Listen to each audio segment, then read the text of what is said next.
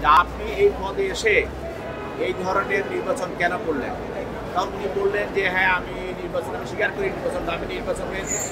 ঢাকা মহানগর দায়রা জজ আদালতের প্রধান পাবলিক প্রসিকিউটর ওমর ফারুক ফারুকী তিনি বলেন, মাননীয় আদালত কাজী হাবিবুল আউয়াল ২০২৪ সালের ৭ জানুয়ারি জাতির সঙ্গে প্রতারণা করে একটি দামি নির্বাচন উপহার দেন। এই নির্বাচন করা হয়েছিল ফ্যাসিস্ট শেখ হাসিনাকে ক্ষমতায় বসানোর জন্য। ওই দামি নির্বাচনে বিএনপি, জামায়াত কিংবা কোনো রাজনৈতিক দল অংশ নেয়নি। কোনো রাজনৈতিক দল নির্বাচনে আসলো না, কিন্তু হাবিবুল আউয়াল ওই নির্বাচন করে ফেললেন। উনি তখন মিডিয়াকে বলেছিলেন, কেউ না আসলে কি আমি নির্বাচনের জন্য বসে থাকব?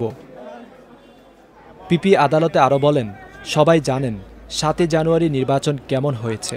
ভোট কেন্দ্রে ভোটার ছিল না, ফাঁকা ভোট কেন্দ্রে কুকুর বিড়াল শুয়েছিল। সেদিন বিকেল ৩টার পর তিনি ঘোষণা দিলেন, সারা দেশে সুষ্ঠু ভোট হয়েছে। তখন সময় দুপুর ১:৩০। ২ হাত পিছনে নিয়ে হাতকড়া পরিয়ে সাবেক প্রধান নির্বাচন কমিশনার কাজী হাবিবুল আউয়ালকে হাজতখানা থেকে ঢাকার চিফ মেট্রোপলিটন ম্যাজিস্ট্রেট আদালত কক্ষে তোলা হয়। কাঠগড়ায় তোলার পর হাবিবুল আউয়াল মাথা নিচু করে দাঁড়িয়ে থাকেন। তখন একজন পুলিশ কনস্টেবল তার কাছে এগিয়ে যান। তার মাথায় পরিয়ে দেওয়া হেলমেটটি তিনি খুলে ফেলেন। ২ হাত পিছনে নিয়ে পরিয়ে দেওয়া হাতকড়াও খুলে দেন তিনি। এ সময় হাবিবুল আউয়াল তার চোখে থাকা চশমাটি খুলে ফেলেন। পরে তিনি সেটি শার্টের বুক পকেটে রাখেন।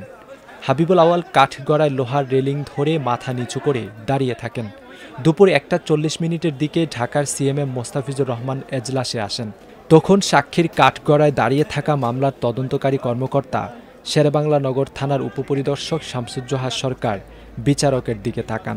কাজী হাবিবুল আউয়ালকে কেন তিনি রিমান্ডে নিতে চান তার ১২টি কারণ পর্যায়ক্রমে বলতে শুরু করেন। তদন্ত কর্মকর্তা বলেন, মাননীয় আদালত ২০২৪ সালের ৭ জানুয়ারির নির্বাচনের সময় হাবিবুল আউয়াল প্রধান নির্বাচন কমিশনার ছিলেন, কিন্তু তিনি নির্বাচন সুষ্ঠুভাবে অন্তর্ভুক্তিমূলক সম্পন্ন না করে কেন একটি দলকে নিয়ে ডামি নির্বাচন করলেন?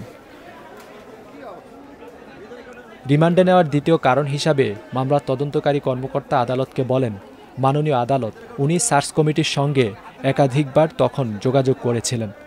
কেন তিনি সার্চ কমিটির সঙ্গে যোগাযোগ করেছিলেন সেটি জানা জরুরি। তদন্ত কর্মকর্তা আরও বলেন, মাননীয় আদালত আসামি কাজী হাবিবুল আউয়াল কেন তিনি ডামি নির্বাচন করার জন্য সংসদীয় আসন ভেঙে আওয়ামী লীগ এলাকা নিয়ে সংসদীয় আসন করেছিলেন?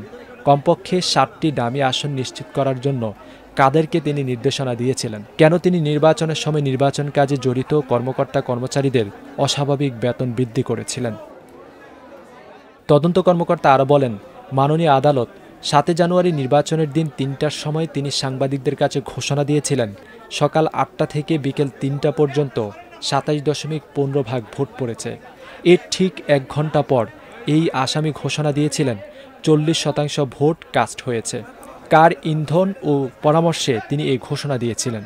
কেন তিনি অন্যান্য রাজনৈতিক দলের অংশগ্রহণের ব্যবস্থা না করে একটি ডামি নির্বাচন করে গ্যাজেট প্রকাশ করেন? কেন তিনি কোটি কোটি সাধারণ ভোটারদের বঞ্চিত করে একটি ডামি নির্বাচন করে একটি দলকে বিজয়ী ঘোষণা করেছিলেন? ২০২৪ সালের জাতীয় নির্বাচনে যে ব্যয় হয়েছে সেটি কি কেবল একটি দলকে বিজয়ী ঘোষণা করার জন্য করা হয়েছিল?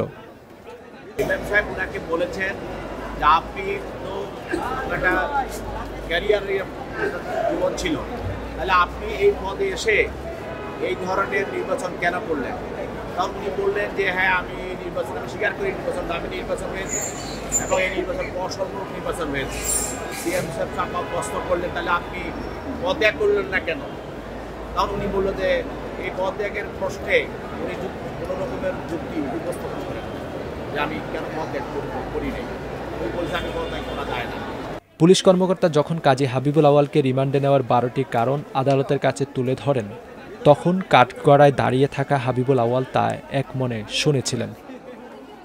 তদন্তকারী কর্মকর্তা বলেন, মাননীয় আদালত প্রধান নির্বাচন কমিশনারের পদটি সাংবিধানিক পদ। তিনি ডামি নির্বাচন করে জাতির সঙ্গে প্রতারণা করেছেন। তিনি রাষ্ট্রদ্রোহ অপরাধ করেছেন।